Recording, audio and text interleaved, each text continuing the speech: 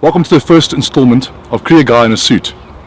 It's a fun program where we're going to interview guys like Jacques Rudolph, to name a few, and we're going to have a little bit of fun on the golf course today.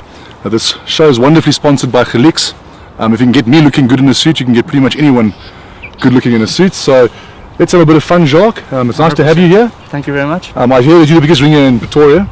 What are you off now? 17? You shot to 78 the other day. I'm a 14. 14 now. It's a privilege having you as my partner. Thank you, You Jacques. are the biggest ringer. I'm right up there. You're right. Yeah, I'm very close to it. I'm very close to it. What have you been up to these days? In the off season, what have you been up to? What have you been up to? Yeah, off season. I'm training for Ironman at the moment.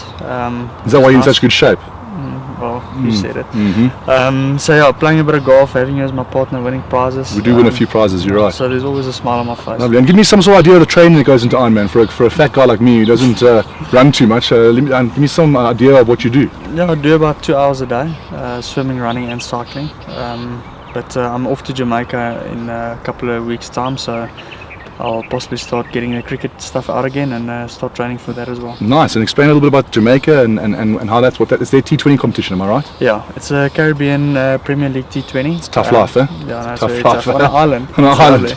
So yeah, spending about 3 or 4 weeks there, and then I'll come back, and then there's I think about a week or two, and then we start with the Titans.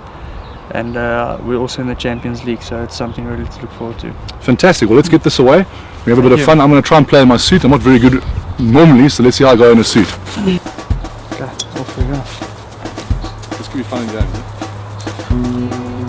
Take it away, James.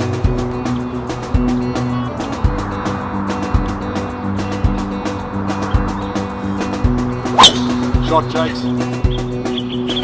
300, eh? About 350, I think. It is winter though.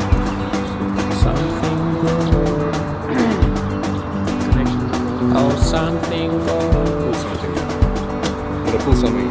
Oh, something good. Oh, something good tonight. Make me forget about you. That's pretty much how you do it, Jacques. Straight down the middle, fella. It's got a good connection, eh? The clattering the board. Right, let's go. Right, Jace, I just want to chat to you a little bit about the last 18 months or so. You know, you've been back in the national setup, and you've been with Gary, and we've become #1 in the world. You know, one series is like we did in 2008 in England and in Australia. Give us a little bit of insight on how Gary's been, how the team's been, and what it's taken to get to #1. Well, obviously my experiences in the test team. I wasn't involved in other formats, but I think the one thing Gary has done is installed some sort of a culture and a tradition in the team where people just really care for each other, and I think the way we've performed over the last year, you can definitely see that. We're a very united team. I must say it's one of the first teams where I've played where it really felt like everyone was united. And I think almost a maturity about the side as well. Yeah, exactly, and I think he left a legacy that will be remembered for a very long time. No, and Russell going forward, I mean I know Russell quite well as well. You know, he's got a bit of experience now. He's won a few trophies, you know, with the Eastern Cape franchise. And how do you think he'll fare going forward? I think very well. I think for a youngish coach, he's got quite a bit of credibility. Like you say, he's done really well with the Warriors.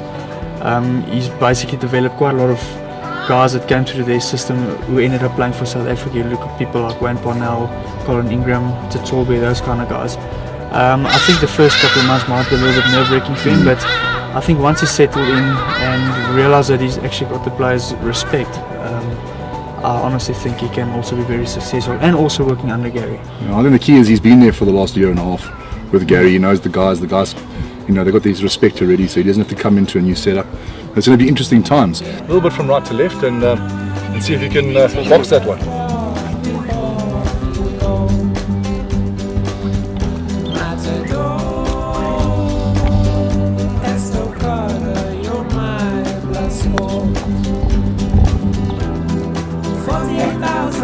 You didn't leave it short, that's a snake on the way back. No?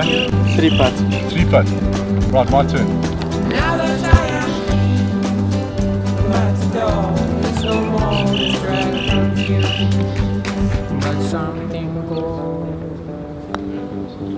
That's horrible.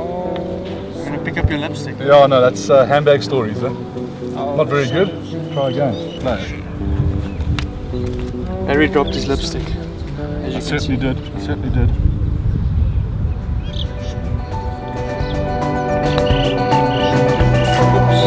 Yeah, I think we're looking at a 4-putt, Josh.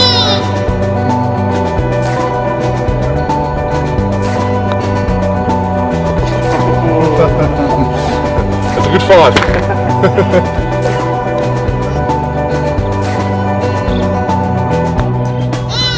Nice, Jace. Good call.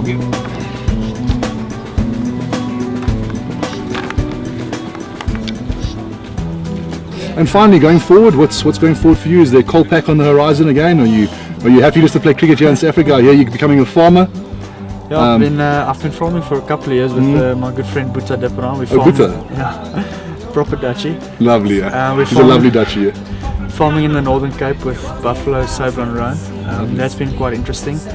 From a cricketing point of view, I've decided to take a proper break before the new season starts. I want to have a fresh start, really hungry to play cricket again and hopefully to stack up the runs again. Jacques, it's been a privilege. Thank you. Thanks, dude. I really appreciate it. It's been great. Hopefully we can play next week on the course and take someone else's money. Unfortunately, it was a scramble drive today. It was a so scramble thank drive you. today, so that's my pleasure. I should play in the suit more often. Didn't putt very well though. Oh, something good tonight made me forget about you for now.